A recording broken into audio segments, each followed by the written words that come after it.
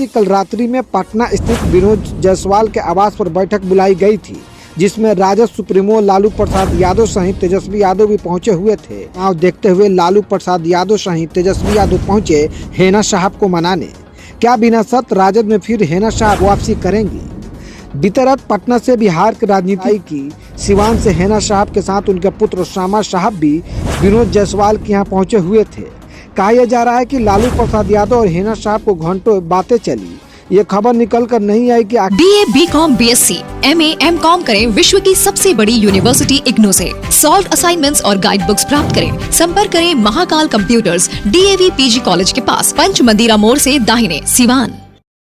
पूरी तरह से बिहार में लोकसभा चुनाव हार के बाद क्या राजद बैकफुट पर है?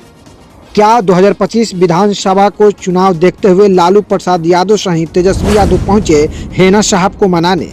क्या बिना शर्त राजद में फिर हेना साहब वापसी करेंगी?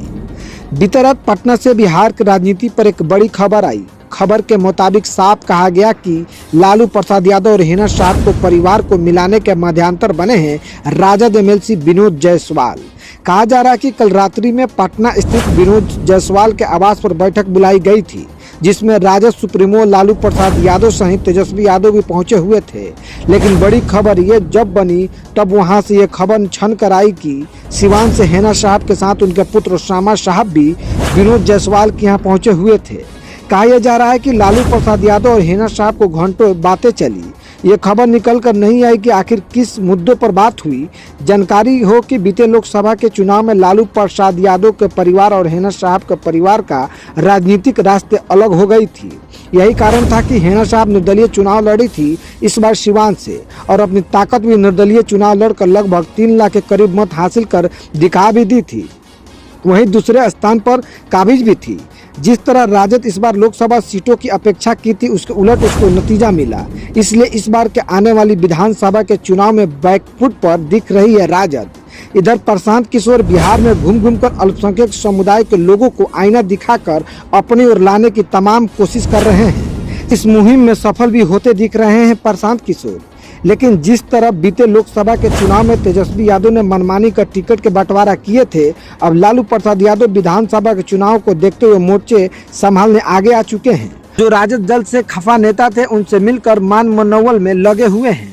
वहीं जिस तरह दावे किए जा रहे हैं कि पटना में मान मनोवल किया गया हेना साहब को, इसका कोई फोटो अभी तक लीक नहीं हुआ है और न ही राजद नेता इस खबर को भी इनकार कर रहे हैं।